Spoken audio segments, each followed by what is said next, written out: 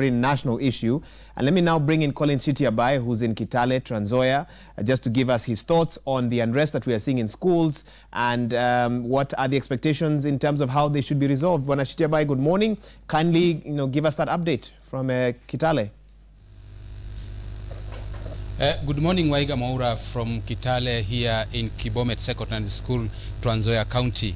The unrest in school, it is a concern not only to teachers and parents, also some students who I have talked to them before this link.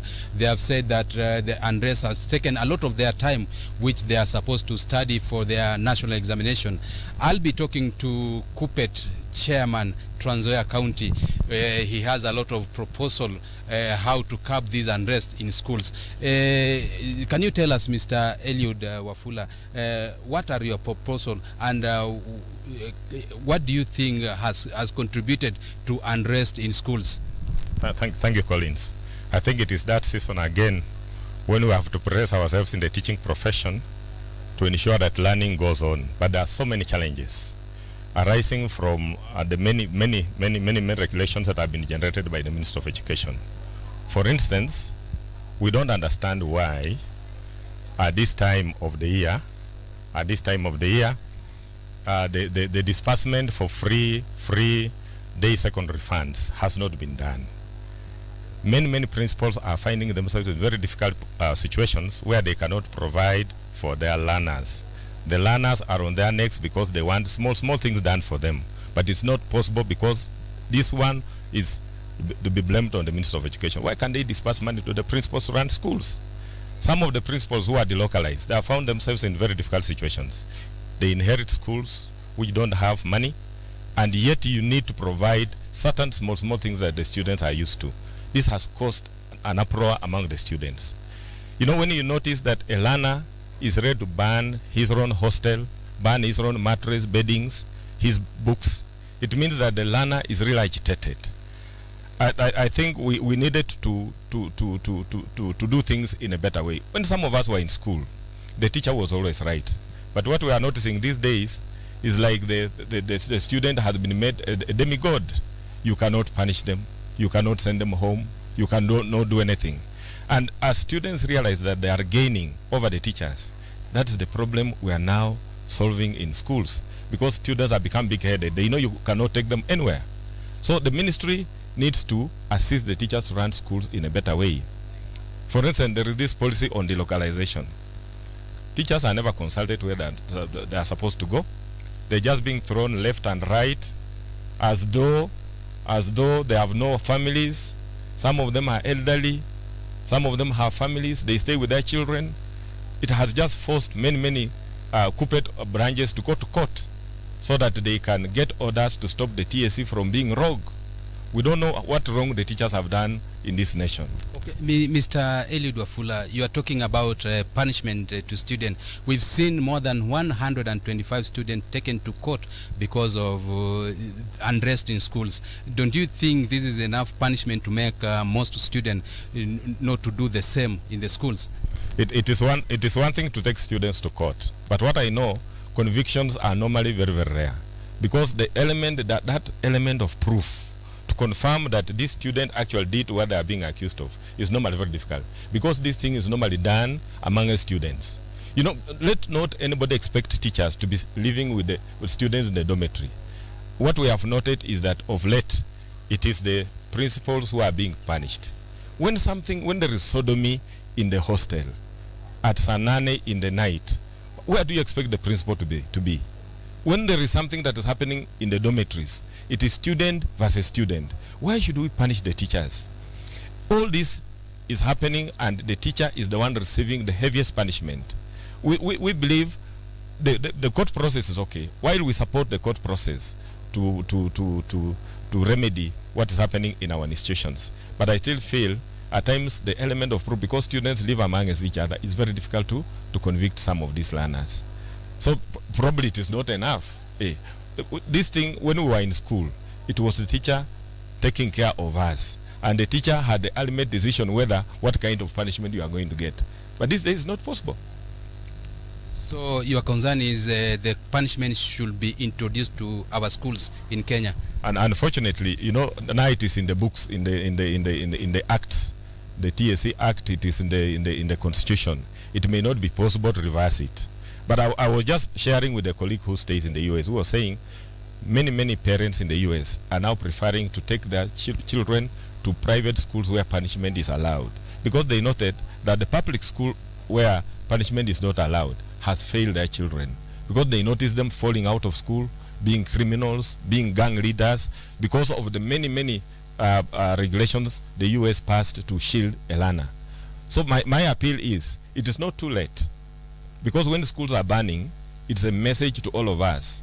I know the CS for education is a parent, the principal secretary is a parent, we are all parents, but it's important as parents to look at what is happening and get mechanisms to stop what is happening. Okay, one last question. As education stakeholder, do you support the universal color of school uniform proposed by Ministry of Education? What I know, uniform is an identifier. The uniform identifies which school a child goes, and it has a logo. For me, I'm thinking somebody wants to create another golden buck in this country using uniforms, because I've never seen the students who are banning their dorms are in uniform. So I don't see what one color is going to achieve. Somebody is simply outside there looking at how to make money, because uniform is a huge business in this country. You know, micromanaging what color of uniform should be given to learners is not going to solve our current problems.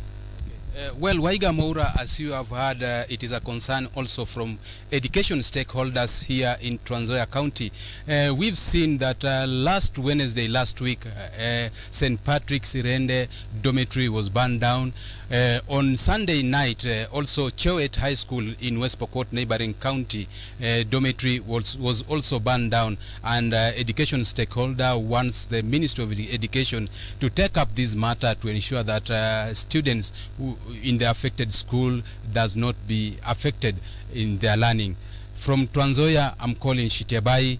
Back to you, Waiga Moura. Thank you so much, Collins. And your guest has raised very interesting points. He's spoken about limited funding to schools, delocalization, corporal punishment, amongst others. Very interesting, and that's something we'll be discussing with my guest here in studio. But before we come back to studio, I want to take you from Trans Nzoia to Eldoret, Uasin Gishu County, where John Wanyama is on standby. He'll be speaking to a NAT official to get their views on the incidents of unrest in schools, why it happens every year, what are some of the reasons they think, what leads to this. John Wanyama, kindly let us know what you have for us today in terms of that. Thank you, Waiga, and it's good to see you this morning, and welcome back. And in Eldoret, really, Uasin Gishu County, Wahiga, so far 3 schools have also been affected, and the recent one was banned, the dormitory was banned down last Sunday. That is St. Michael Kipsomba in Soi constituency. And this issue has really caused panic amongst parents who are having hopes that their kids will be sitting for the final paper so that they can become important citizens in this country. I'm joined with the NAT Secretary in Eldoret East, Mr. Bor, whom we would like to talk to. Maybe what does he think about the whole issue? Mr. Bor, thank you for finding time to talk to Citizen Extra. What are the reasons that maybe you think are causing this thing, student unrest, each and every year? First and foremost, I would like to condemn in the strongest terms possible the kind of unrest that the schools are witnessing at the moment, and which were witnessed even before. This is something that we need to condemn as parents, as leaders of this country, because we are breeding a generation that will not be well behaved when in future. So on my part, from my own assessment, I found out that there are a number of issues that may cause this unrest. Besides what the minister said regarding the issues of exam fever and so on and so forth, there are a number of other issues that have come into play. One is, when you look at the larger society also, you find that there are issues that is affecting the larger society, and which are caused even by some of our leaders and so on and so forth. The current social ills like corruption and so on and so forth, it has made the society the society is rotten in a way. And these children come from from the same society. They have the background of the same society. So you see, for these students now, they may not really concentrate seriously on issues of academics, because the noise out there is so loud that they cannot concentrate within the school setup. The other issue which I think may be causing this is also some of the policies the Ministry of Education is coming up with every other time. One of the policies that they came up recently was the issues of student leadership. In the sense that if you look at the student leadership in this country now, they are very, very strong and they have very big names, for example. Like the chair of the leadership of the student is called the president. The others they are senators, they are governors. So it creates in the mind of the students what we call the big man syndrome. And if it creates the big man syndrome, therefore, it becomes very difficult it becomes very difficult to control such kind of children, and it becomes a bit of a problem in the school. The issue of also caning and the issue of child rights and so on and so forth, we agree it is good to have these child rights. It is good to have this issue of caning, to outlaw the caning. It is good. But you see now, the alternative that was given by the Ministry of Education seems not to be working. We are dealing with a complex society. We are dealing with children who are complicated. They can access the internet and so on and so forth, the issues of social media. So there is a myriad of things that may cause this kind of arrangement. And I think it is important for us to look at this thing very seriously, even before the ministry comes up with any policy that touches on the student administration, touches on the student welfare and so on. They should consult widely so that all stakeholders and players are put in place. The other issue is that the parents have also abdicated their responsibility. And I wish to recommend that all the parents should make arrangements and visit their schools and talk to their children. This is something that parents have really abdicated. They have left all the responsibility to the head principals and the teachers, and it cannot work well with that kind of arrangement. And on this other arrangement which is coming up, that we want the parents, for example, this issue of uniform also, I think it will also cause an issue in the Ministry of Education, because maybe what is your take on the policies or the laws? The Ministry of Education is saying that if a child or a student found guilty of whatever they are doing, they are criminalized. For me, that is a deterrent arrangement, and I would agree with it to some extent. I would agree with it to some extent in the sense that it will put some conscience into the minds of the child that whatever I will do will mess my life, will mess me for the rest of my life. So I agree with that kind of arrangement. Let the children know. Even the time when we had caning, people knew, our students knew, that if they made any mistake, they were going to be caned. So at the back of their minds, they were not willing, they were not ready, or they were not ready to be part and parcel of unrest, because they knew they were going to be beaten. But then with this one of the ministry now, that they are going to be criminalized for the rest of their lives, it will help to curb this kind of thing.